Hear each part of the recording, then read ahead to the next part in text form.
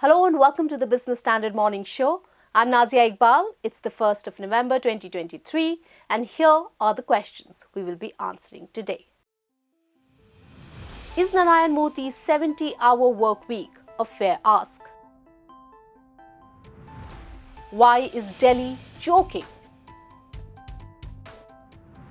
Should you subscribe to the Mamaearth IPO? And who are whole-time directors?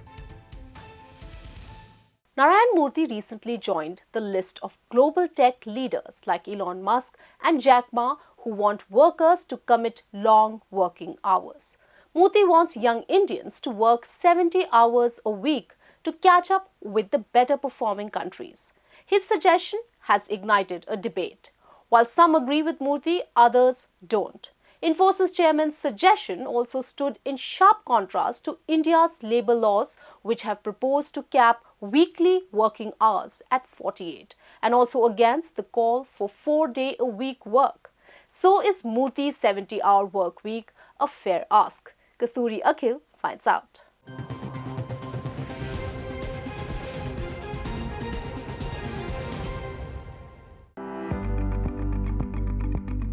Narayana Murthy, the founder of IT consultancy Infosys, who is said to have worked 80 hours a week during his prime, wants youth of the country to put in 70 hours a week. In a podcast last week, Murthy also claimed that India's work productivity is among the lowest in the world. His statement comes against the backdrop of reports that some big IT firms may be staring at their slowest growth ever. The former CEO gave examples of Germans and Japanese, saying they worked extra hours after the Second World War to recuperate and urged Indian professionals too to be willing to adopt such a commitment to contribute to the nation-building process. Murthy had made a similar suggestion about 3 years ago. Back then, he had asked youth to work 60 hours a week. But Murthy's statement divided the internet. Social media platform X was deluged with opinions on how fair or unfair Murthy's suggestion was. While several corporate leaders like Ola Cabs' Bhavish Agarwal and JSW Group's Sajjan Jindal were seen endorsing Murthy's views, others like Bharat Pay's co-founder Ashneer Grover and Upgrad's founder Ronnie Screwvala stressed on the importance of focusing on the quality of work rather than clocking in more work hours. According to international labour standards, normal working hours have been limited to 8 per day or 48 hours per week. India's ambitious labour codes too cap the weekly working hours at 48. This is, I think, completely illogical. Making workers work for 70 hours. If anyone thinks, and someone like Narayana Murthy saying this is astonishing. If suppose someone in the government, takes a cue from Narayana Murthy and does this, increases the working week, then this is going to fall foul of the ILO conventions, and that's a serious matter because globally there is a huge pressure on countries to implement and to enforce the ILO fundamental conventions. Now we are doing all these free trade agreements, and we are hearing that we are going to seal the deal with the UK very soon. One of the things that the the UK has put in there are labor standards, and the labor standards pertain to ILO fundamental conventions. Any deviation from the ILO conventions is going to have serious implications for India. A business standard analysis found out that Indians put in longer work hours than the Japanese. And while Japan's working hours have been coming down since 1970, India's have been going up. However, some experts believe that Murthy's comment should be seen in a much larger context. What Murthy said was a suggestion for India's young professionals to work towards nation building and go the extra mile if required to do their job, rather than being mere clock watchers. C.P. Gurnani, MD and CEO of Tech Mahindra, also resonated with the idea and said that Murthy intended to urge young people to not just work for their company but also for the country and on self-improvement. I think what is important is to not go into the exact semantics of the word, what Mr. Murthy said, but is the message which he wants to drive to the country. And the message is more important than the words here. The message is very clearly that India has a huge scope for increasing the productivity. And today, when you see the world becoming much more, I would say, non-polar and non-polarized to a degree where labor can't move into one country to another country, there's a huge potential of a lot of work coming into India. And Mr. Murthy coming in from an offshoring background, he's kind of one of the forefathers of the offshoring industry in India.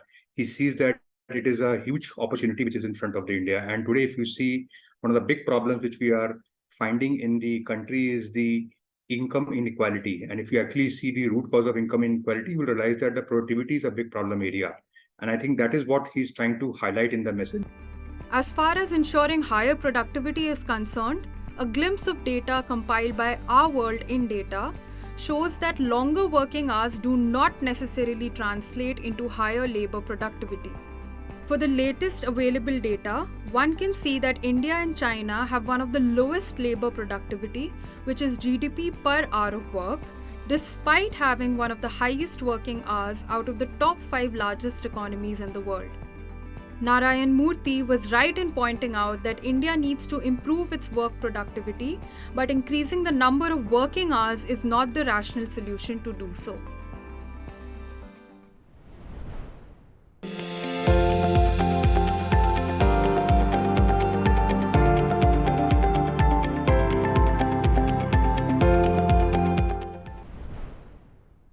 Unlike the Western countries, workers in India face a lot of challenges on their way to work. One of them is pollution, which sometimes borders hazardous levels in metros. In Delhi, the skyline permanently disappears behind the haze during winter as farmers in neighbouring Haryana and Punjab start burning crop residues. This October too is no different. In our ongoing two-part series on pollution, where we covered Mumbai yesterday, we now found out why Delhi is choking and what is the way out. Here is a report by Ayush Mishra and Tariq Ahmed.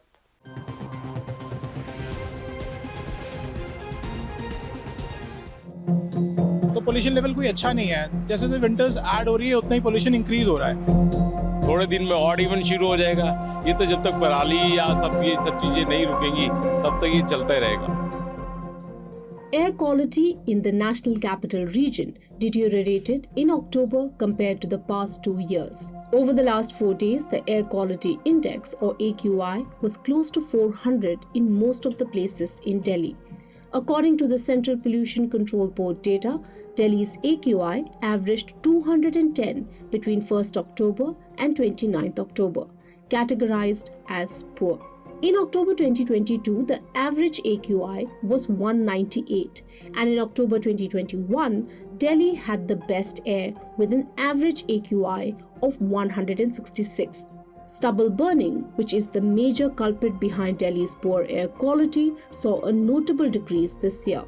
Although Punjab, Haryana, Uttar Pradesh, Rajasthan and Madhya Pradesh witnessed 682 incidents of stubble burning from 15 September to 2nd October this year. The incidence came down by 54% in the past 45 days compared to last year. So, what's polluting Delhi's air despite a significant decrease in stubble burning incidents this season? One thing to remember is that this is going to vary year to year, right? Depending on the meteorology, depending on the emission sources, what's happening in the atmosphere. So the contribution of these different sources is dynamic. It's going to change from day to day and year to year.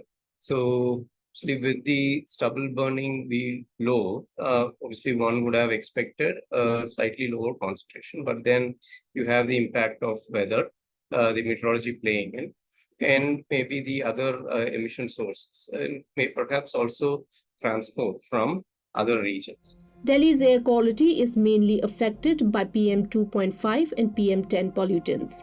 Combustion of petrol, diesel and burning of wood generate most of the PM 2.5 pollutants. Sources of PM 10 are construction sites, landfills, wildfires, industrial emissions, wind-blown dust, pollen, and bacteria fragments. For this year, the worsening air quality in the National Capital Region can be attributed to the high vehicular density and extensive construction activities. Delhi witnessed a substantial rise in vehicle sales, with 6.3 lakh new passenger cars, bikes and commercial vehicles sold in FY23. That's a 30% increase from the previous fiscal, which saw 4.4 lakh new vehicle registrations.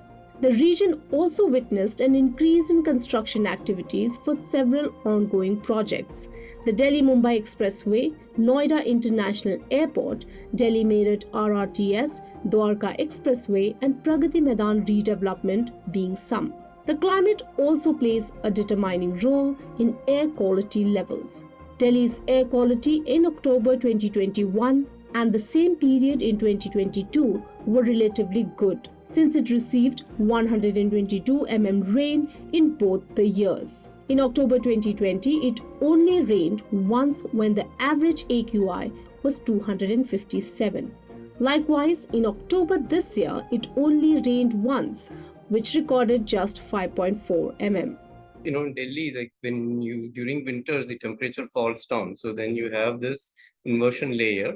And so pretty much the whole of Indo-Gangetic plain, you have these emissions and the pollution that's also transported from other places that just gets trapped because of low wind speeds, inversion, all of these. Because of that, the emissions get trapped inside the region and then ultimately resulting in an increased air pollution. Then you also have these day-to-day emissions sources. It's also adding to the problem, right? So you have less opportunity for dispersion, continuous source of emissions that they just keep adding to the pollutant load in the atmosphere. The Delhi government has implemented temporary measures to address air pollution, including citywide deployment of air purifying machines, restricting entry of diesel-fueled buses from neighboring states starting 1st November, etc. Let's understand what additional steps can be taken to sustainably improve Delhi's air quality. We need an integrated public transport strategy which is supported by walking and cycling. And also in terms of when we talk about public transport strategy, so improvement in bus numbers, we need to meet the ambitious targets of the fleet electrification for zero emission. Also, the parking pricing to restrain the personal vehicle usage needs to be implemented. Apart from the vehicle sources, other sources needs to be taken forward and needs to be given more importance. For example, like waste. So there should be zero waste burning that should happen, and also 100% segregation and management should take place. And also industries and households should be completely shifted to the cleaner fuel. That should be the main focus. Experts suggest integrating the public transport system with last mile connectivity and turning to renewable sources of power are the immediate solutions for Delhi's air pollution menace. Hope we find a solution to this recurring phenomenon which is taking a big toll on people's health. Let's now move on to the financial markets. The IPO market is seeing a flush of new offers, defying the weakness in the secondary market. The recent offer of beauty and personal care brand Mamaearth is the talk of the town. So with 2 more days left for subscription, is the IPO really worth it? Harshita Singh's report has the answers.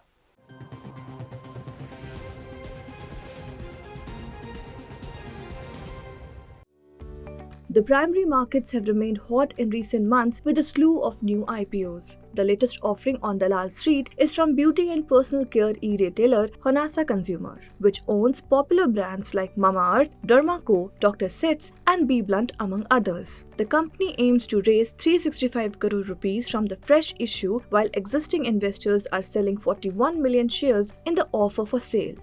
The much-awaited IPO made headlines earlier this year due to a steep valuation ask of up to Rs 20,000 crore. Now it is on offer at a lower valuation of 10,400 crore rupees after the reduction in its size. However, analysts suggest avoiding the issue as the company's weak financial track record still fails to justify the valuation. Investors should avoid this IPO. Despite company's consistent revenue growth, the PAT has been very inconsistent. Advertising and marketing costs are incredibly high at around 40% of the revenue, and management lacks a clear strategy for growing the company while reducing these expenses. Without patents, the company is at a risk of big competitors and new startups copying their successful products, leaving them vulnerable. Considering company's financial performance, valuations, and associated risks, the current expected market capitalization appears to be unusually elevated.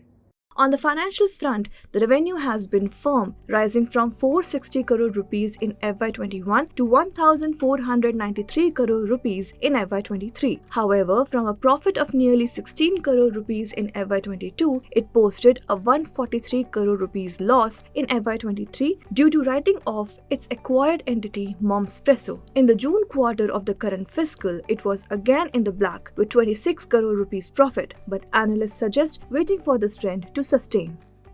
Analysts at Emkay Global further flagged the company's overwhelming dependence on the Mamaearth brand, which makes for over 80% of its revenues. As this brand gradually sees growth moderation on a high base, it is critical for Honasa to scale other brands faster to sustain its revenue momentum. Swastika Investment has also given an avoid rating to the IPO. The company's consistent return on advertising spend of 2.5% in the last few years reflects lower client retention, it says. Meanwhile, a negative 23% return on net worth is significantly lower than other FMCG peers like HUL, Emami, and Dabur, among others. Thus, weak financials and return ratios along with pricey valuations have kept analysts downbeat on the IPO. The issue was off to a slow start on Tuesday and was subscribed by 13%. Today, on November 1, the offer, subscription progress, and Q2 earnings of Ambuja Cement, Britannia, Sun Pharma, and Hero Moto will be tracked.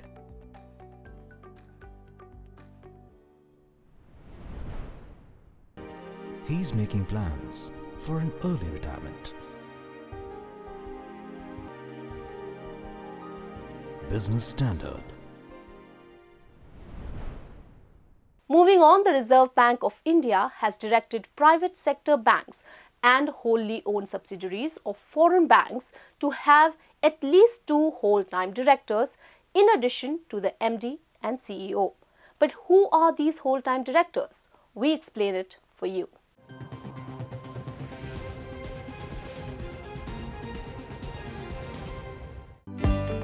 A whole-time director is appointed by the board of directors to hold a specific position within the company, such as a chief financial officer or a chief operating officer. A whole-time director is a member of the board and can be appointed by the shareholders of the company.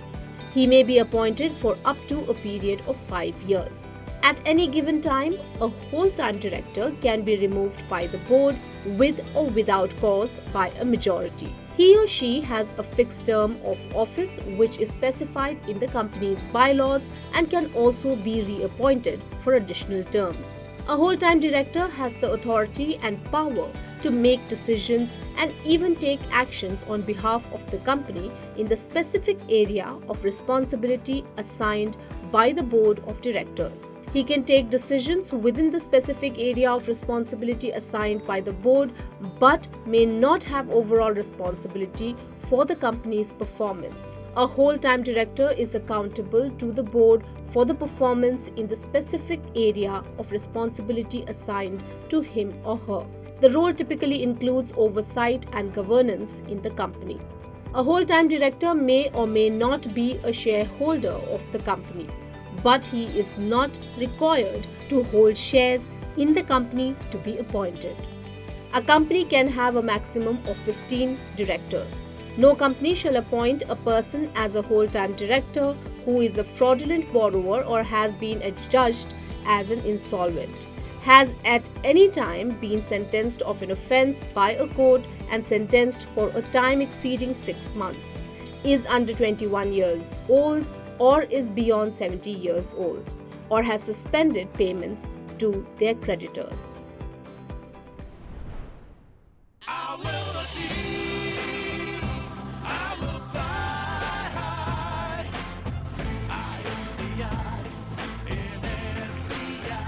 I'm backed by the nation's trusted bank, SBI, the banker to every Indian. Well, that's all we have for you today. Business Standards BFSI Summit has concluded.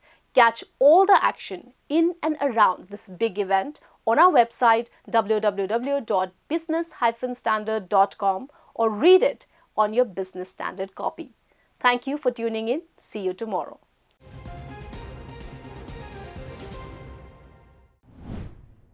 If you like this video, share it and subscribe to Business Standard. For more news, views and insights, log on to www.business-standard.com. Do also follow us on YouTube, Twitter, Facebook, Instagram, Telegram and LinkedIn.